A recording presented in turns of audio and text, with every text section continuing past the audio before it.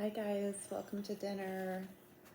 I'm having leftovers. I'm having the cabbage soup and some sourdough, jalapeno sourdough bread with it.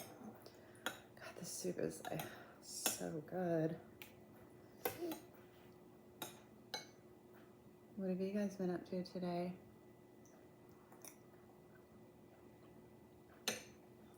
I just woke up from a 2-hour nap. Oh, it's freaking tiring. Oh my god. Yeah.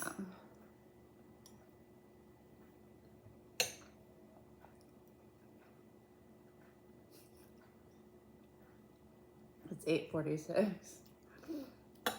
Right on time.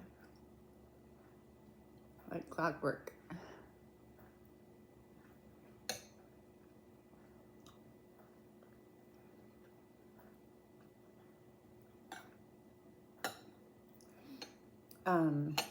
I haven't been very productive as far as like doing, work stuff.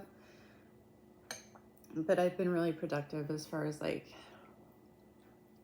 making decisions and stuff.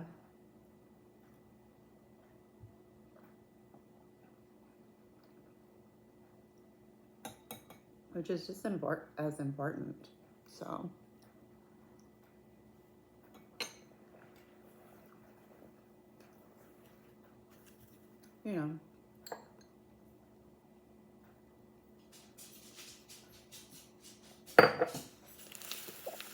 So my husband calls me at on his lunch and his breaks from work. And hold on, I gotta close this window, like I'm really cold. It's cold. It's dark and cold outside. You could hear the frogs though, I think. Sorry. When he said it was in Ohio.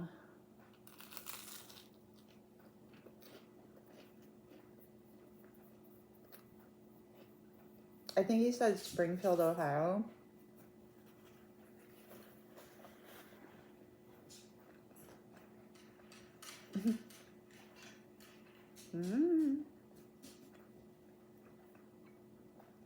Hi, Koki. And it's this cop pulls this woman over because she has a warrant. I don't know for what, but let's guess when I'm done with the story. Do you want a carrot? Where are you? Come over here. So he pulls her over and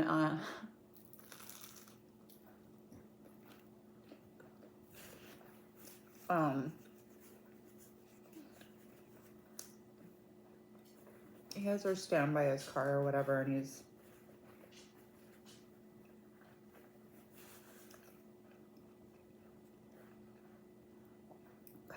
he's just like kind of looking through her car. I think for drugs, she must have given him permission, or in Ohio they can do that without a search warrant. I don't know. Or without, I don't know, maybe a probable cause, I don't know. So, her car is just like filled with stuff. Like it's just like overflowing with stuff. Like maybe she lives in her car or something type of scenario. So he's kind of looking through it, and all of a sudden he sees a raccoon.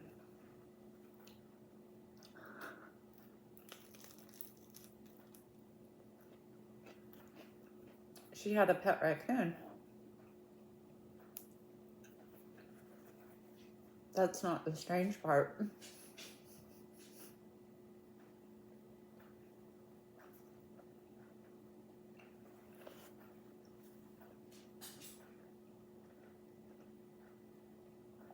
The raccoon was sitting like a people. and it had paraphernalia in its mouth,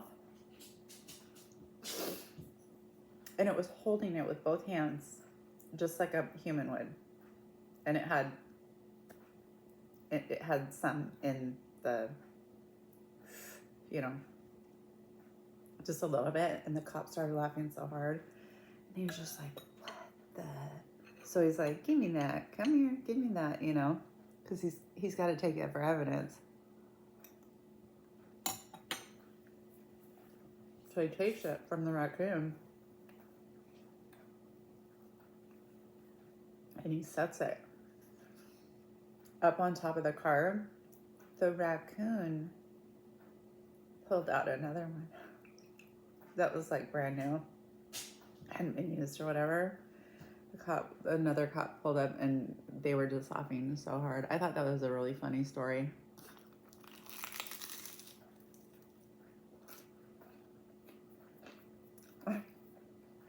They'll talk about that forever.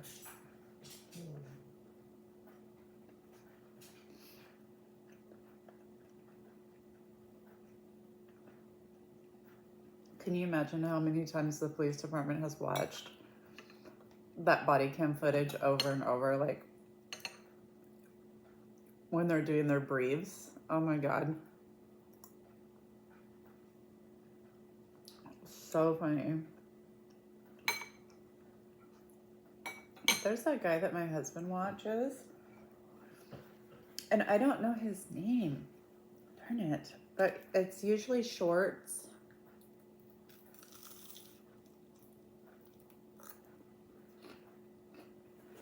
I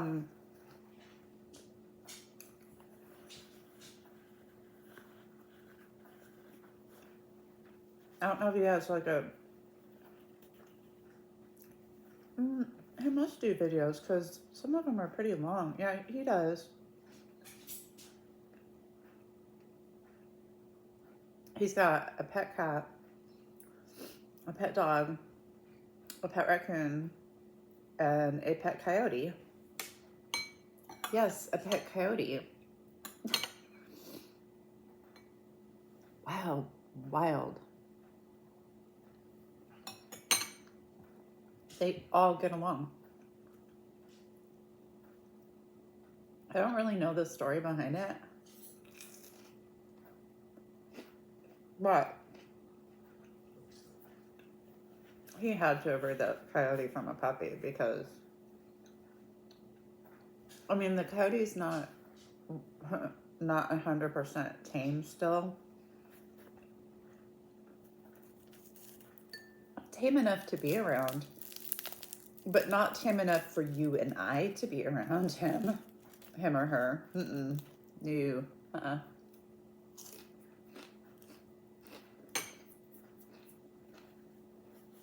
No, it would probably be afraid of us, but at least the cat, I mean, the cat and the coyote, but I always worry with situations like that because, no matter how tame you think your wild animal has become, you guys, I swear they almost always revert back, or something snaps in their head. And it's not their fault, or it's just they're wild animals.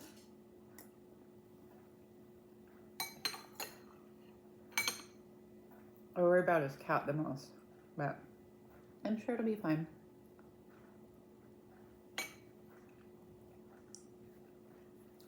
I worry about everything, so it'll be fine.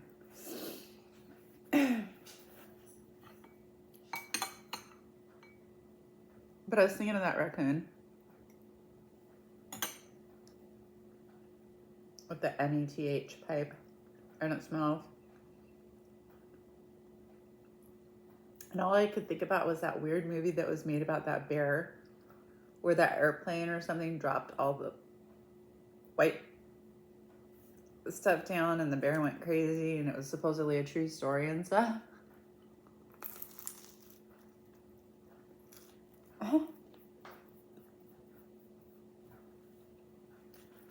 Remember that guy Um, mm, what did they call him? Stupid? No. Um, I don't remember. But anyway, there was this guy, and for years he would go up to, I believe it was Alaska, and he would live with the grizzly bears.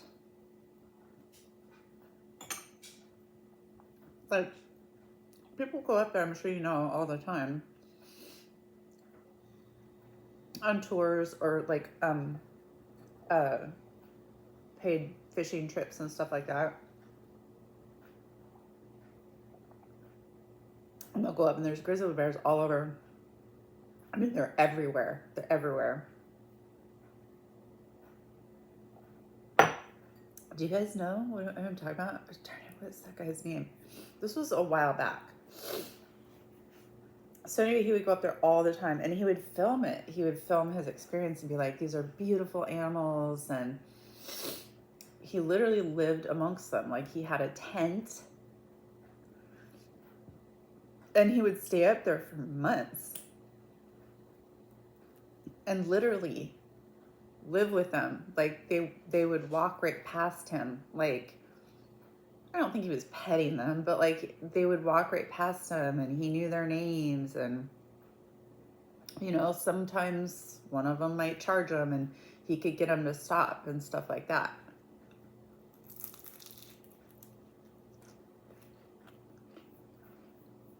I remember people kept warning him.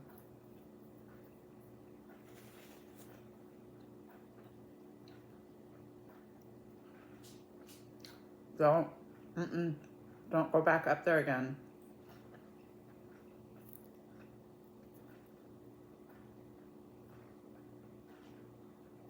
It's not safe. You don't know what you're doing. He's like, yes, I do know what I'm doing. He's like, I can communicate with these bears. He wasn't crazy. I don't know. I guess you could say he was in a way.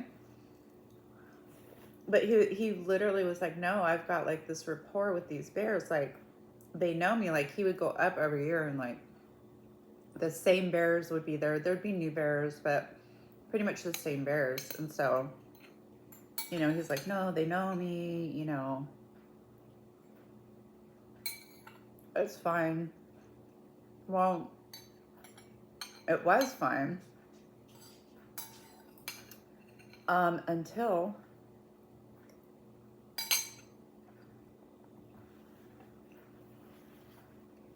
he decided to bring his girlfriend up there. Somehow he convinced his girlfriend, hey, come up to Alaska with me and camp in the middle of a pack of grizzly bears for 4 months.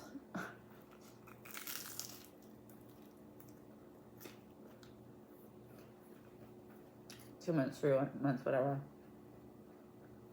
And she did. He had shown her all of the footage. He was very well known for doing this. So, okay. So she went up there with them.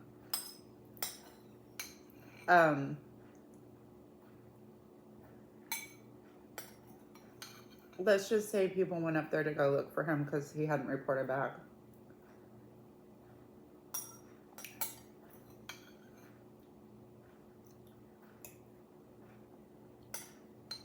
Yeah.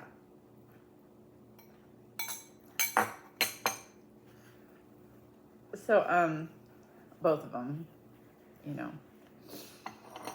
not good. So, yeah, I remember that just being like, what was he thinking? Like, what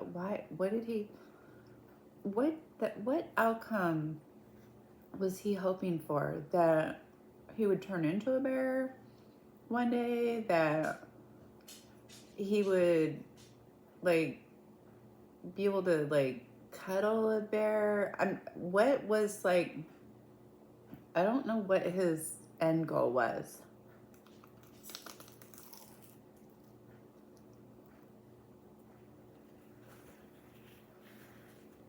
I believe grizzly bears are a protected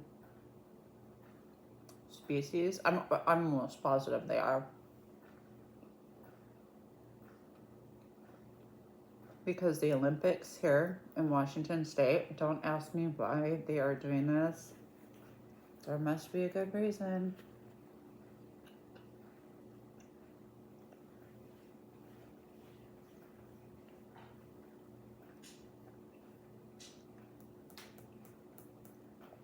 We used to have grizzly bears in the Olympic Mountains.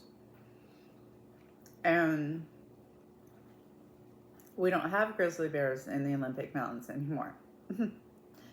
So they want to bring grizzly bears back to the Olympic Mountains. So they're going to be slowly releasing grizzly bears into the Olympic National Park. Uh-oh. No, no. No. No. Please don't. I wonder if that started or not. Oh, please don't do that.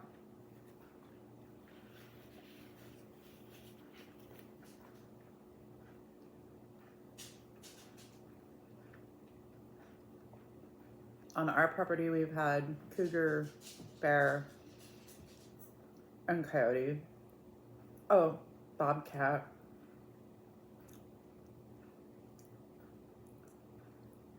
Oh, I have a really quick story, really quick.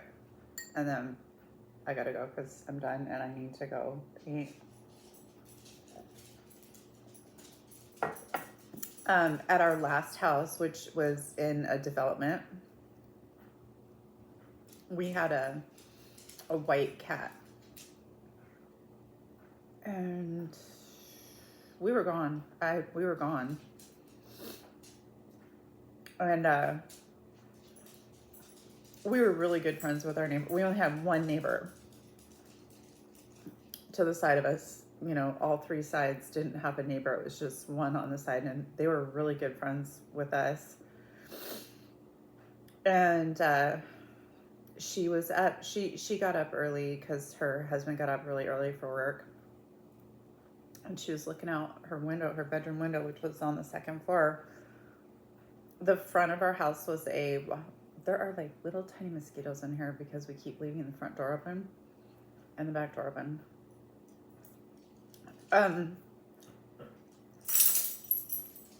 She was looking, there was a walking path in front of our houses. So like, it was really nice. So like, it was just a walking path through the neighborhood. And she was looking out her window and she saw a cougar get our cat. And she thought she was going Looney Tunes because she had never seen one. And she's like, there's no way. So she ran down the stairs and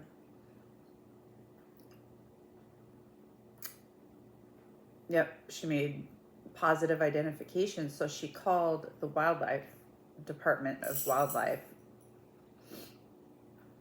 and told them what she had seen. And they're like, no, you did not see a cougar. Where you live, there aren't any cougars. What? Whoever she was talking to was definitely a Karen or somebody not listening. As usual, somebody not listening. She's like, I'm telling you it was. I had clear vision of it. It got my neighbor's cat. There's fur all over, and you know what? All over the lawn. She's like, I saw it. It was definitely a cougar. And they're like, no, it's probably a bobcat. She's like, no, it was a cougar. They totally ignored her. I completely 100% believed her because I could 100% completely believed her. And I had never had anything like that happen to me. I was shocked because that cougar literally was like, I don't know, 4 feet away, 7-8 feet away from our front door.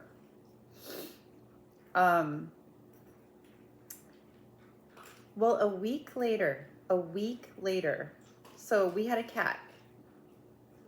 A week later, right down the hill from us, it was like a mile down the hill from us, wouldn't you know, somebody's dog disappeared and they found out that it had been attacked by a cougar, and of course, and they came out then. They came out then. I don't know if it was because it was a dog. I don't know if it was because of the person who called. Maybe it was somebody important. I don't know if it was because they were receiving so many calls of one in the area that they finally took it seriously. But yeah, then it was in the news, and I was just like, whatever, okay, fine. But yeah, that's what we have here.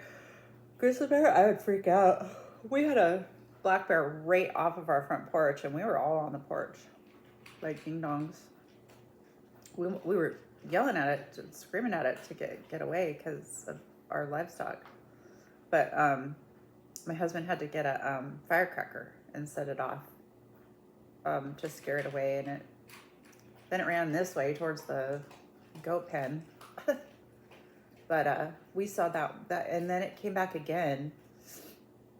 But this time it was down at the bottom of our yard, so pretty far away from the house. And he used firecracker again, and then we didn't see it after that. But in the back, we've had cougar prints, and then in our driveway was the bobcat, so, and deer and stuff like that. But do you guys have any animals? Wild animals like that where you live? Right now it's just bunnies. But okay, you guys, I'm gonna go. I need to go get some work done. All right? Okay, bye.